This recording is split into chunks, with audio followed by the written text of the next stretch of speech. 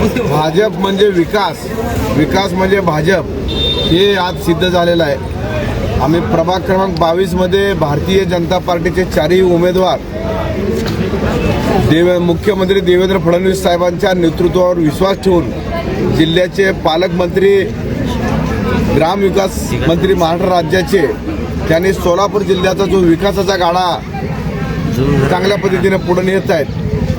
सोलापूर शहरमध्येचे तरुण तडफदार युवा आमदार देवेंद्रदादा कोटे, अक्कलकोटचे पाणीदार आमदार सचिनदादा कल्याण शेट्टी, या तिन्ही नेत्यांच्या उपस्थितीमध्ये त्यांच्या नेतृत्वाखाली भारतीय जनता पार्टीमध्ये आम्ही राष्ट्रवादी काँग्रेस पक्ष सोडून अधिकृतपणे प्रवेश केला आणि प्रवेश झाल्याच्या नंतर भारतीय जनता पार्टीने मी असेल, माझे सहकारी नगरसेवक नागेशांना गायकवाड असतील आणि आमचे चारही या ठिकाणचे उमेदवार असतील, त्यांच्यावर विश्वास ठेवून भारतीय जनता पार्टीचा अधिकृत उमेदवार म्हणून मी स्वतः किसन जाधव, माझ्या समवेत माझे सहकारी नगरसेवक नागेशांना गायकवाड यांच्या सौभाग्यवती अंबिकाताई नागेशांना गायकवाड, युवा सहकारी शिवराज गायकवाड यांच्या सौभाग्यवती चैत्रालीताई गायकवाड आणि माझे चौथे सहकारी दत्तात्रयजी नडगिरे, असे चारही उमेदवार आज आम्ही भरघोस अशा मताधिक्याने या ठिकाणी निवडून आलेलो आहोत। या निवडून येण्याचं श्रेय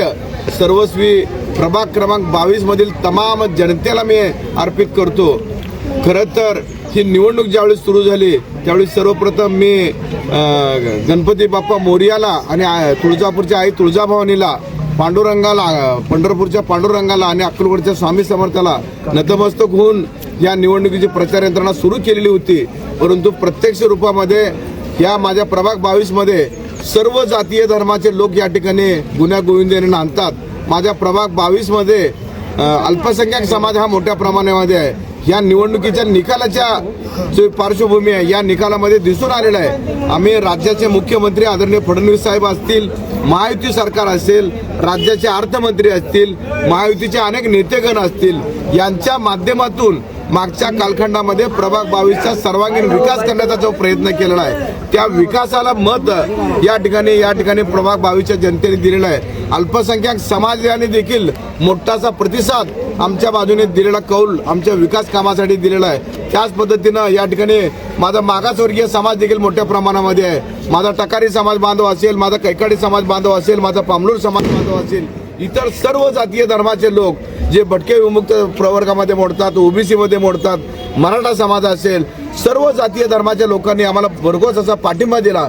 हा पाठिंबा देण्याचा हेतू आणि उद्देश त्यांचा हाच होता की मागच्या कालखंडामध्ये आम्ही जो या भागामध्ये विकास काम केलेला आहे त्या विकास कामाला त्यांनी प्राधान्य दिलेलं आहे आणि येत्या 5 वर्षामध्ये सोलापूर जिल्ह्याचे पालकमंत्री जयाभाऊ गोरे असतील, युवा तरुण तडफदार आमदार देवेंद्रदादा कोटे असतील, अक्कलकोटचे आमदार सचिनदादा कल्याण शेट्टी असतील, त्याच पद्धतीने शहर उत्तरचे आमदार विजय मालक देशमुख असतील, शहर दक्षिणचे आमदार सुभाष बापू देशमुख असतील आणि भारतीय जनता पार्टी असेल, याच्या माध्यमातून आम्ही भविष्यात देखील चांगल्या पद्धतीने विकास या प्रभाग 22 साठी करणार आहोत।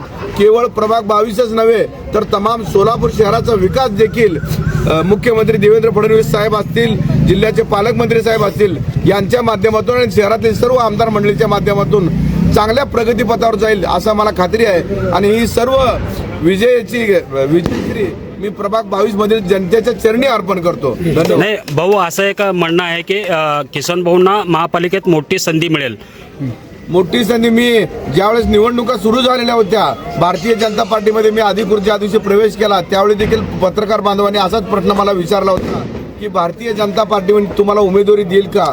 हा सर्वस्वी अधिकार माननीय मुख्यमंत्री साहेब भारतीय जनता पार्टीचे देवेंद्र फडणवीस साहेब असतील, जिल्ह्याचे पालकमंत्री गोरेभाऊ असतील, जिल्ह्यातील सर्व आमदार मंडळी असतील, राज्याचे प्रदेशाध्यक्ष असतील, ही सर्व मंडळी महापालिकेमध्ये कुणाला काय संधी द्यायचं हे भारतीय जनता पार्टी ठरवतं। या ठिकाणी निवडून आलेला उमेदवार ठरवत नाही तर भारतीय जनता पार्टी आणि भारतीय जनता पार्टीचे सर्वस्वी नेते आदरणीय मुख्यमंत्री साहेब आणि त्यांच्या नेतृत्वाखाली पालकमंत्री साहेब यांच्या नेतृत्वाखाली आणि आपल्या बावनकुळे साहेब आणि रवींद्र चव्हाण साहेब यांच्या नेतृत्वाखाली महापालिकेच्या पदाधिकारी निवडीची प्रक्रिया होणार आहे।